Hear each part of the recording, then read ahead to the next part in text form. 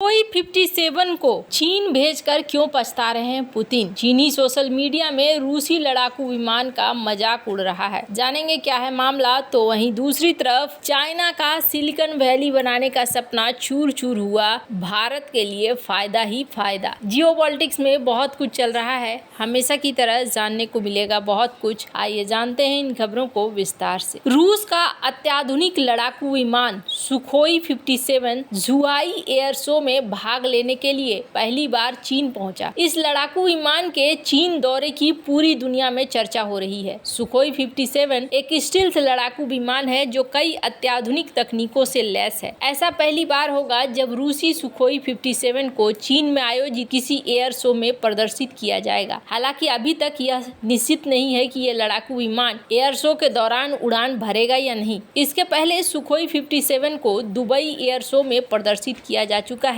ऐसे में सुखोई 57 के चीन का दौरा सोशल मीडिया पर छाया हुआ है। सुखोई 57 को रूस के 5वीं पीढ़ी के स्टील्थ फाइटर जेट के रूप में प्रचारित किया जाता है। ऐसी संभावना है कि रूस का एक सुखोई 57 झुआई एयर शो के दौरान उड़ान भरेगा, जबकि इसका दूसरा वेरिएंट 100 पीस के रूप में प्रदर्शित किया जाएगा। इसे रूस की अपनी उन्नत विमानों के लिए विदेशी खरीदारों को आकर्षित करने के तरीके के रूप में देखा जा रहा है। इसका एक प्रमुख कारण ये भी है कि रूस पर लगे पश्चिमी प्रतिबंधों ने उसे महत्वपूर्ण संख्या में सुखोई 57 का उत्पादन करने की क्षमता को सीमित कर दिया है। रूस को उम्मीद थी कि चीन पहुंचने के बाद उसके स्टील्थ फाइटर जेट सुखोई 57 का ग्रैंड वेलकम किया जाएगा, लेकिन इस रूसी लड़ाकू विमान को पहले ही चीनी सोशल मीडिया प्लेटफॉर्म पर आलोचना और उपहास का सामना करना पड़ा है। एयर शो अभी शुरू भी नहीं हुआ है, लेकिन सुखोई 57 की तस्वीरों को टिकटॉक समेत दूसरे चीनी सोशल मीडिया प्लेटफॉर्म पर व्यापक रूप से शेयर किया गया। चीनी सोशल मीडिया यूजर्स ने तुरंत सुखोई 57 की तुलना अपने स्वदेशी stealth aircraft J-20 mighty dragon से करनी शुरू कर दी है। चीनियों को समस्या इस बात से है कि रूस ने सुखोई 57 के उत्पादन मॉडल के बजाय प्रोटोटाइप को भेजने का विकल्प चुना, लेकिन खुद को चीनी एविएशन एक्सपर्ट ने रूसी विमान सुखोई 57 के डिजाइन और तकनीकी खामियों को गिनाना शुरू कर दिया। चूंकि आम लोगों को रूसी विमान सुखोई 57 के बिल्कुल नजदीक जाने दिया गया, ऐसे में खुद को एविएशन एक्सपर्ट बताने वालों ने सुखोई 57 के कई बोल्ट और पुर्जों को खराब बताया। उन्होंने विमान की बॉडी में कई हिस्सों पर सवाल उठाए, इसके मेंटेनेंस लागत को भी ज्यादा बताया। Open source military news site कलेस रिपोर्ट ने एक्स पर लिखा कि बहुत सारे पेंच चीन के झुआई एयर शो में रूस के 5वीं पीढ़ी के सुखोई 57 फाइटर जेट पर करीब से नजर। पहले से ही ये चिंता जताई जा रही थी कि रूस दर्शकों को विमान के इतने करीब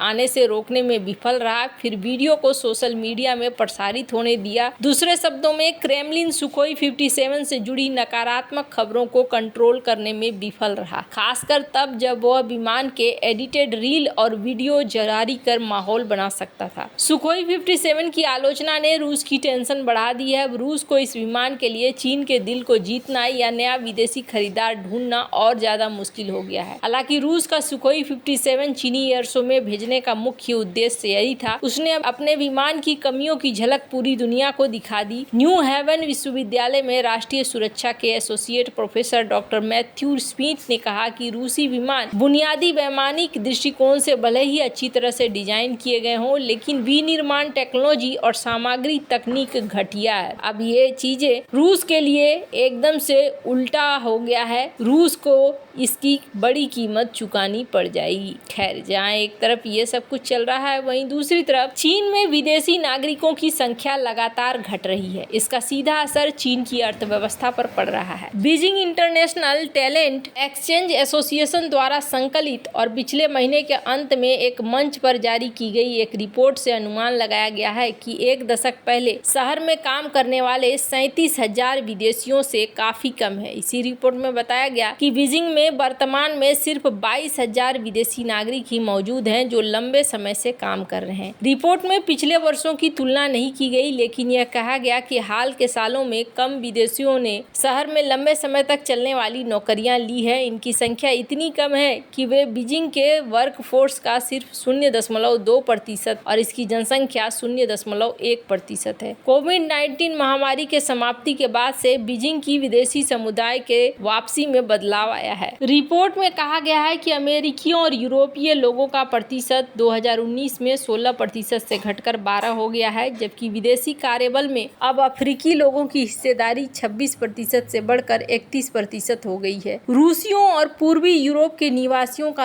अनुपात 2019 में 11% से बढ़कर 16% हो गया है। Beijing labour employment newspaper agency ने कहा है कि अफ्रीकी पेशेवर चीन में काम करने में बहुत रुचि रखते हैं। पूर्वी यूरोप और रूस के कई लोग नई वृद्धि का स्रोत हैं। यह एजेंसी इस शहर के मानव संसाधन ब्यूरो का हिस्सा है। यह आकलन तब आया है जब चीन देश को टेक्नोलॉजी मूल्य श्रृंखला में आगे बढ़ाने और एडवांस टेक्नोलॉजी के लिए पश्चिमी बाधाओं को दूर करने में मदद करने के लिए विदेशों से पेशेवरों को आकर्षित करने की कोशिश कर रहा है। जिनपिंग का सपना यहाँ पर टूट गया है। पिछले साल मई में केंद्र और नगरपालिका सरकारों ने 2025 तक बीजिंग को एक टेक्नोलॉजिकल नवाचार केंद्र में बदलने की योजना शुरू की थी। इस परियोजना की देखरेख राष्ट्रपति शी जिनपिंग द्वारा की जा रही थी। इसमें अनुसंधान केंद्र, विज्ञान तकनीकी विश्वविद्यालय और तकनीकी कंपनियों की स्थापना शामिल है, लेकिन रिपोर्ट के मुताबिक केवल 13% प्रवासी ही वैज्ञानिक अनुसंधान और इंजीनियरिंग पदों पर काम कर रहे थे। लगभग 30% प्रशासनिक या शिक्षण नौकरियों में शामिल थे। इसमें यह नहीं बताया गया है कि शेष को कैसे नियोजित किया गया। फिर भी बीजिंग में काम करने वाले अधिकतर विदेशियों के पास उन्नत शैक्षणिक डिग्रियां थी। 2023 में राजधानी में काम करने वाले 40% से अधिक प्रवासियों के पास कम से कम मास्टर डिग्री थी। रिपोर्ट में यह भी कहा गया कि बीजिंग में काम करने वाले 20% प्रवासी टियर ए वर्किंग वीजा की आवश्यकता को पूरा करते हैं, जो आमतौर पर उच्च वेतन वाली नौकरियों के लिए जरूरी है। खुद को सिलिकॉन वैली बनाना चाहता था चीन में बहुत कम विदेशी मूल के कर्मचारी हैं। सिलिकॉन वैली जैसी जगहों के विपरीत, जहां 2016 में लगभग 70% कर्मचारी संयुक्त राज्य अमेरिका के बाहर पैदा हुए थे। प्रतिभा को आकर्षित करने के लिए चीन ने 2004 में एक अस्थायी निवास योजना शुरू की, लेकिन 2018 तक केवल 12,000 ग्रीन कार्ड जारी किए गए। महामारी के दौरान उसके बाद चीन से प्रवासियों का पलायन भी हुआ, लेकिन इस बात की कोई आधिकारिक संख्या नहीं है कि कितने लोग चले गए और कितने लोग वापस आए। अब यहाँ पर फायदा सीधे भारत को हो रहा है इन सब का, और भारत इस चीज का सही फायदा भी उठा पा रहा है। भारत धीरे धीरे हब बनता जा रहा है टेक्नोलॉजी का, और टेक्नोलॉजी को लेकर भारत ने अपनी दिशा को भी काफी हद तक मजबूत करना शुरू कर दिया है। चाइना के लिए जो सपना अधूरा रह गया, वो सपना अब भारत ने काफी तेजी से पूरा करना शुरू किया है। वैसे आपको बता दूं, ये अमेरिका की बराबरी इसलिए नहीं कर सकता है क्योंकि अमेरिका ने अपने यहाँ सिलिकॉन वैली को मजबूत करने के लिए हर तरह के तिकड़म अपनाए थे। इसका सबसे बड़ा अंदाजा आप ऐसे देख लीजिए कि स्क्रीन पर इस ग्राफ को देख रहे हैं, यहाँ पर जो